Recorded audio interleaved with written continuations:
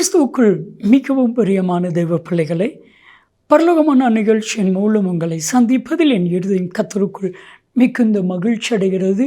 உங்கள் எல்லாரையும் இயேசு கிறிஸ்துவின் இன்பின் நாமத்தினாலும் கிராஸ் டிவி ஊழியங்கள் சார்பாக என் அன்பின் வாழ்த்துக்கள். இன்றைய பரலோகமன்னா, உன்னை ஒருவனும் தொட முடியாது. இதை அப்படியே நம்புங்க.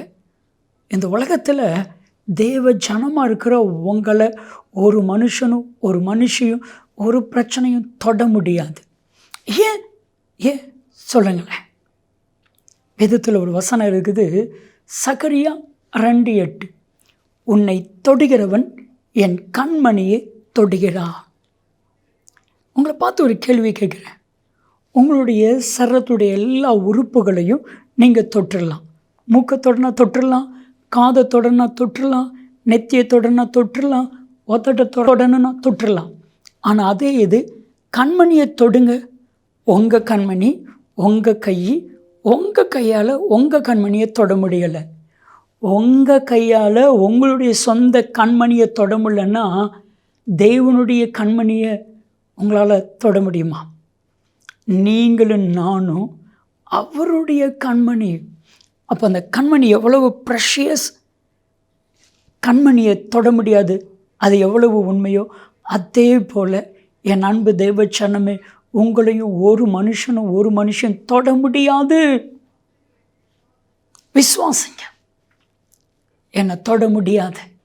யாரெல்லாம் அப்படி விசுவாசிக்குங்களோ அவங்கள எப்படி கர்த்தர் பாதுகாப்பார் தெரியுமா?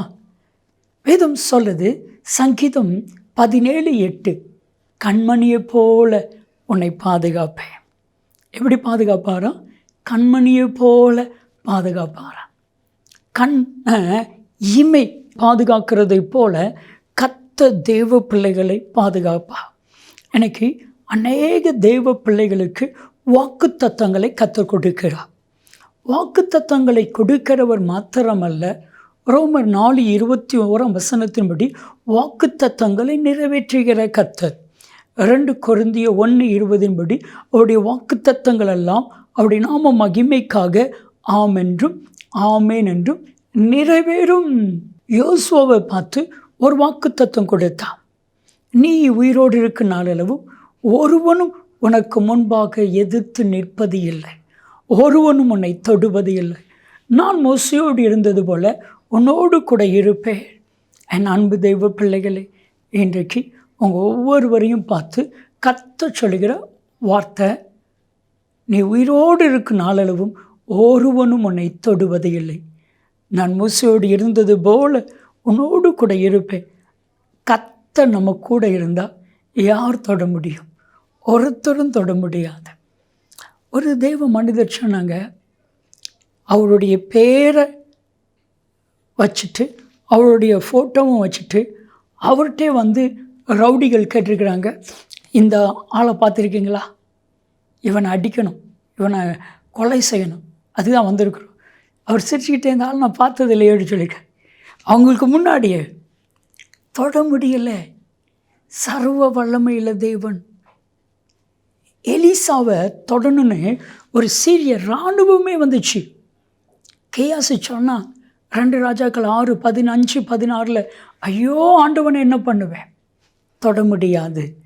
உங்களையும் யாராலையும் தொட முடியாது. ஜெபிக்கலாமா? அன்பின் தகப்பனே, உம்முடைய பிள்ளைகளை ஒருவனும் ஒருத்தியும் தொடுவது இல்லை. பிசாசு தொட முடியாது. இயேசு கிறிஸ்துவின் நாமத்தில் ஜெபிக்கிறோம் ஜீவனில் பிதாவே, ஆமென் ஆமென். சத்துரு உங்களை தொடுவது இல்லை.